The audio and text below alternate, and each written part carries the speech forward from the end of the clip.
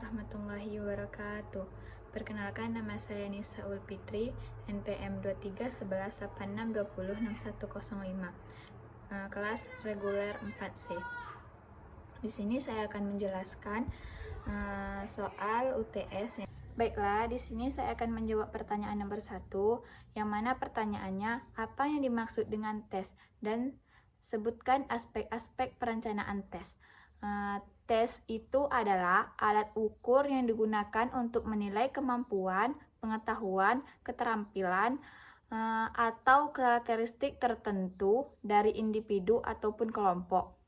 Tes dapat berupa berbagai bentuk seperti soal pilihan, soal ganda, esai, atau praktikum, atau observasi. Tujuan utama tes adalah untuk mengukur pencapaian hasil belajar dan memberikan umpan balik bagi siswa dan pendidik. Aspek-aspek perencanaan tes. Yang pertama yaitu ada tujuan tes. Menentukan apa yang ingin dicapai dengan tes, seperti mengukur pemahaman konsep, keterampilan, praktis atau sikap. Yang kedua, yaitu ada materi yang diuji. Memilih materi yang relevan dengan tujuan pembelajaran dan kurikulum yang telah diajarkan. Yang ketiga, yaitu ada jenis tes. Menentukan jenis tes yang akan digunakan seperti formatif, sumatif, atau diagnostik, serta bentuk soal, seperti soal objektif atau soal subjektif. Selanjutnya yaitu ada kriteria penilaian, yaitu menentukan kriteria yang jelas untuk penilaian, termasuk skala nilai dan deskripsi pencapaian untuk setiap level. Yang kelima yaitu waktu dan tempat pelaksanaan, merencanakan kapan dan di mana tes akan dilaksanakan, serta mempertimbangkan waktu yang dibutuhkan untuk menyelesaikan teks. Yang terakhir yaitu ada format dan penyajian soal, yaitu merancang soal dengan format yang sesuai, termasuk penggunaan bahasa yang jelas. Baiklah, saya akan menjawab pertanyaan nomor 2, yang mana pertanyaannya, bagaimana cara mengembangkan soal teks untuk mengukur indikator pencapaian hasil belajar pada aspek kognitif, efektif, dan psikomotorik. Yaitu untuk mengembangkan soal teks yang mengukur indikator pencapaian hasil belajar pada aspek kognitif, efektif, dan psikomotorik. Langkah-langkah yang dapat diambil adalah yang pertama yaitu produksi tujuan pembelajaran, yaitu tentukan tujuan spesifik yang ingin diukur untuk masing-masing aspek.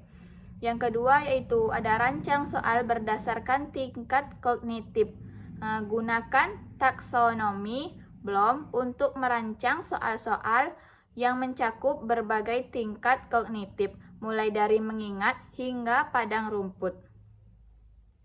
Yang nomor 3 yaitu soal untuk aspek efektif, yaitu membuat soal yang dapat mengukur sikap dan nilai siswa seperti pertanyaan tentang pendapat atau sikap terhadap suatu isu. Yang keempat yaitu ada soal untuk aspek psikomotorik. Rancang tugas praktis yang memungkinkan siswa untuk menunjukkan keterampilan PIS atau teknik tertentu. Yang terakhir yaitu ada gunakan tabel spesifikasi. Buat tabel yang membatasi bahan, tujuan, dan jenis soal untuk memastikan semua aspek diukur dengan baik. Baiklah, soal berikutnya, apakah ciri-ciri butir suatu tes disebut baik? Ciri-ciri tes yang baik meliputi yang pertama yaitu ada validitas. Tes harus dapat mengukur apa yang seharusnya diukur. Validitas menunjukkan bahwa tes tersebut relevan dengan tujuan pembelajaran. Yang kedua yaitu reliabilitas. Tes harus memberikan hasil yang konsisten jika diulang. Ini berarti skor yang diperoleh siswa harus stabil dan tidak berubah secara signifikan.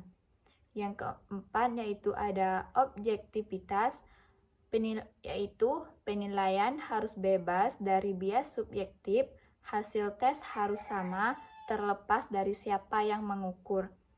Yang terakhir yaitu praktikabilitas, tes harus mudah dilaksanakan dan tidak memerlukan sumber daya yang berlebihan. Soal keempat, jelaskan 3 definisi evaluasi menurut para ahli, sertakan sumber, nama penulis, tahun, judul, dan penerbit.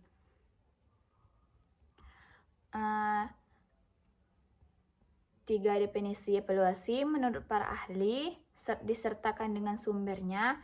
Yang pertama yaitu Ana Anastasi 1976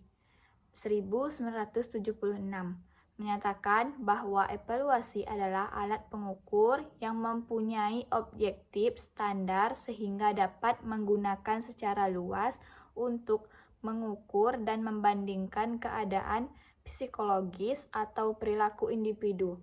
Sumbernya Anastasi tahun 1976, tes psikologi.